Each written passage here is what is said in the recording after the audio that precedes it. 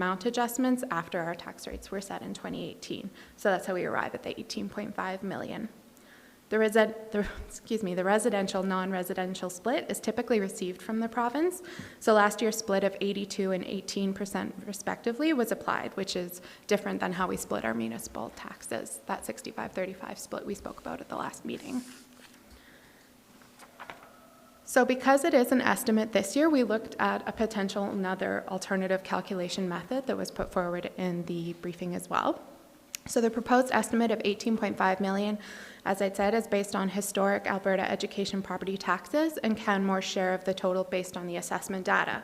Another approach we considered was to use the current year assessment information, which would be the most recent assessment information available, and to use the most recent mill rates available, which would have been last year's. So this approach would have resulted in an estimated requisition of 19.9 million. So that option would result in higher mill rates and could potentially better provide for a potential increase in the provincial requisition amount when we finally receive it. It would also result in a greater risk of that uncertainty of the estimate being borne by the taxpayers, whereas the recommended estimate we've put forward of the 18.5 million shares a greater portion of the risk between the town and the taxpayers. So going back to those assessment amounts, so this year our taxable assessment was $7.3 billion, which was an increase of $717 million over the prior year. As we talked about in the preliminary meeting, the real growth, which is new properties, formed $177 million of that 717, and the remainder was market growth for a total of $540 million. So that's the increased value of existing properties. So then using those total amounts and the assessment information, we can calculate our mill rates. So we use the determined required split in accordance with our property tax policy, the 65-35, and then each split is then divided up based on the assessment values to determine the appropriate mill rates. And those mill rates are the dollar value of taxes per $1,000 of assessed value. And the property tax bylaw sets out different mill rates for the different classifications of property. As a reminder, not all properties pay all taxes. There are different combinations of the tax types that different properties pay depending on the nature of the property. So these are the mill rates resulting from those calculations that are in the bylaw.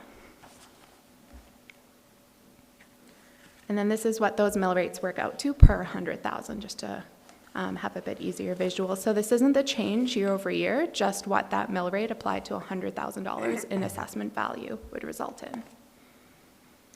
Just noting the mill rate for residential is actually down a bit from last year's mill rate because of the increased total assessment. Correct. So if your assessment stayed the same, your taxes would actually go down. And then moving on to the supplementary tax bylaw. So our budget includes $25,000 in supplementary taxes. So these are for properties that are completed before October 1st of this year. And we must have the bylaw in place in order to collect. And those rates are the same as the property tax rate bylaw. The MGA actually specifies that we can't have different rates for those. So the same rates from the property tax rate bylaw will be in effect for the supplementary tax bylaw. In conclusion, just to reiterate, our recommendation today is that Council give first, second, and third reading to Property Tax Rate Bylaw 2019-19, and that Council give first, second, and third reading to Supplementary Property Tax Rate Bylaw 2019-20. That concludes my presentation this morning, and I'm happy to answer any questions you may have. Thank you. That was well encapsulated. Less than 5 minutes. It's great. So just in regards to the fact that because the province hasn't yet established educational requisitions because of their election, and I appreciate that we had to come up with something, so you looked at a couple of different options and chose this particular option, which you've just detailed. Just in the sort of thinking forward, what options will we have if we've miscollected?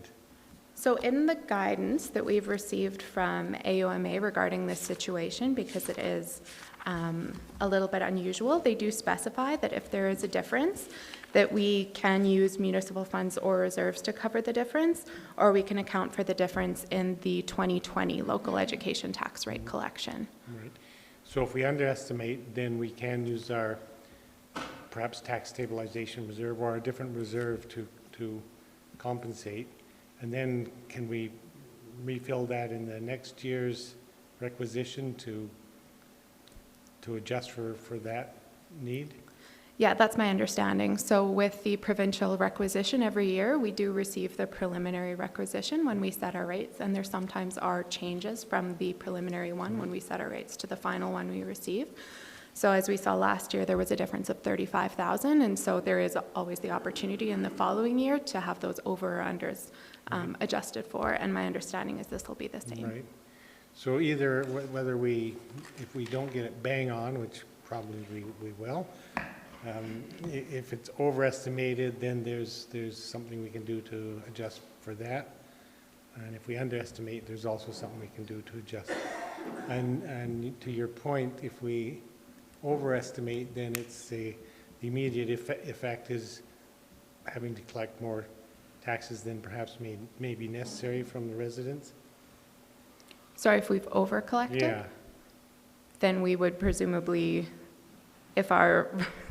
Right, so if we went the higher estimation, collected those taxes, and in fact it didn't turn out that we needed that much, we would have then collected more than we absolutely had to this year. Mm-hmm. And we could reduce what we would collect next year? Right, so we're, in a sense, we're going, we're choosing a route that is pretty secure, but is going to have somewhat less impact this year on educational tax requisitions.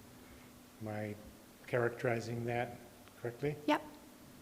Thanks. Yep, that is correct. They all looked so worried over there when, oh my God, what's he saying?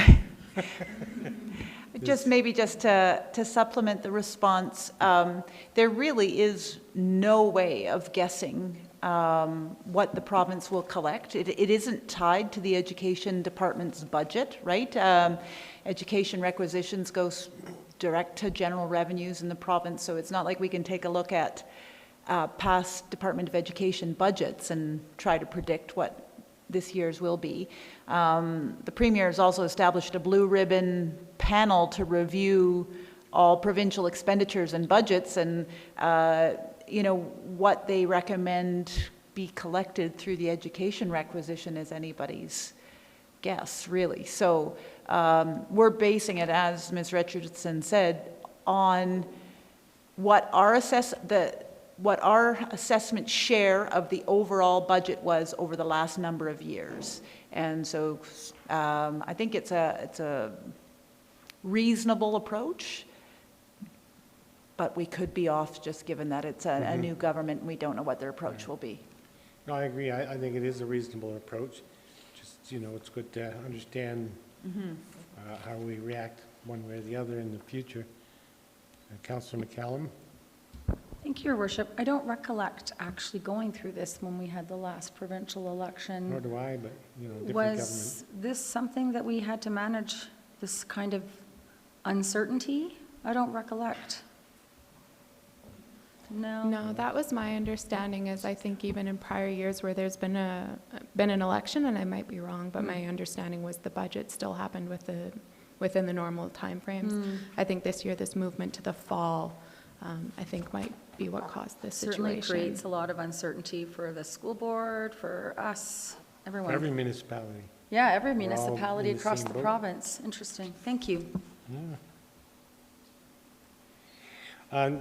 You note that the province sets the tax share split at 82-18, and that's never really occurred to me in the past that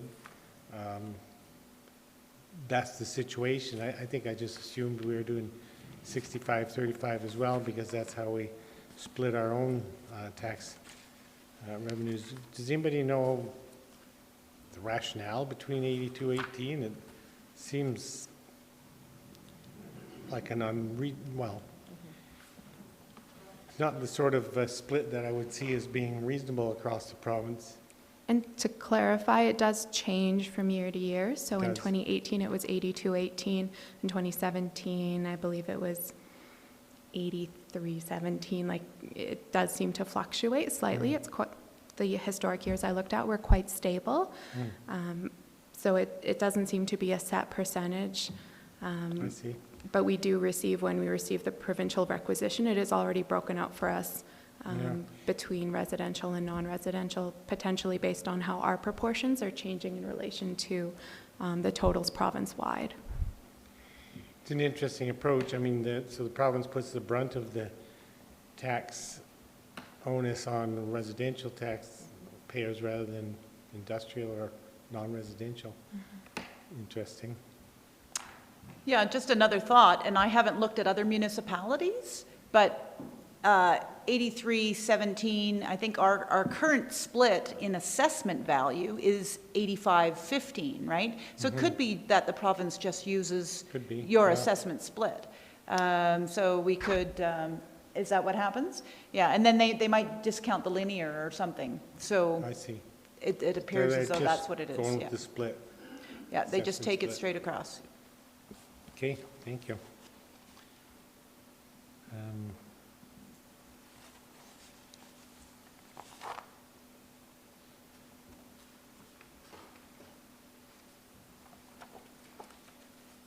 There are other questions in at this time from members of council? Seeing none, thanks very much for your presentation. At this point then, I will move the council give first reading to the property tax bylaw 2019-19. I'll speak in support of that motion. Given all of the moving parts and pieces in this decision every year, I think, once again, we've bring a reasonable bylaw forward, and in fact, the ultimate impact to the taxpayer is less. At least the municipal property taxes, smaller increase from last year than we had discussed at the budget time. It's net tax increase is 4.1% rather than the 4.9 we had considered. And I won't go through all the mechanism, but when I apply the proposed mill rates to my own property, my own assessment, the increase for me, the impact from both municipal and provincial education requisition is about $18 a month, and that's on a property that's just below the average. So it seems to me a reasonable increase, given that nothing ever gets less expensive. So I'm happy to support the bylaw and acknowledge and thank the finance team for all the work to bring this forward again this year. There are other discussion on the motion. Councillor McCallum. Thank you, Your Worship. I think that the proposed education amount is a responsible approach based on the lack of certainty that's been provided by us by the provincial government. And I think overall that it's a fair assessment based on what we have to do today. So I'll be happy to support all three readings. Other discussion on the motion? Seeing none, I'll call the question. Those in favor? Opposed? Motion's carried unanimously. I'll then move the council give second reading to property tax bylaw 2019-19. Discussion on that motion? Seeing none, I'll call the question. Those in favor? Opposed? Motion's carried unanimously. Move the council go to third reading of the property tax bylaw. Those in favor? Opposed? Motion's carried unanimously. And I'll move the council give third reading to property tax bylaw 2019-19. Discussion on that motion. Seeing none, I'll call the question. Those in favor? Opposed? Motion's carried unanimously. And I'll move the council give first reading of the supplementary property tax rate of bylaw 2019-20. Discussion on that motion. Seeing none, I'll call the question. Those in favor? Opposed? Motion's carried unanimously. I'll move the council give second reading to the supplementary property tax rate bylaw. Discussion on that motion. Seeing none, call the question. Those in favor? Opposed? Motion's carried unanimously. I'll move the council go to the third reading of supplementary property tax rate bylaw. Those in favor? Opposed? Motion's carried unanimously, and I'll then move the council give third reading to the supplementary property tax rate bylaw 2019-20. Discussion on the motion. Councillor Comfort. Yeah, this is, You waited a long time yeah, for a question. I didn't want to waste everybody's time. I just wanted to make a suggestion perhaps that the last slide, or as we vote, that the actual property tax bylaw, tax rate bylaw, or the supplementary are shown on the screen. So just for viewers at home, so they know what it says, in case they don't have an agenda. Just a thought. Okay. For future reference, the motion's on the table. I'll call the question. Those in favor? Opposed? Motion's carried unanimously. And with that, I'll move the council be adjourned. Those in favor? Opposed? We're adjourned.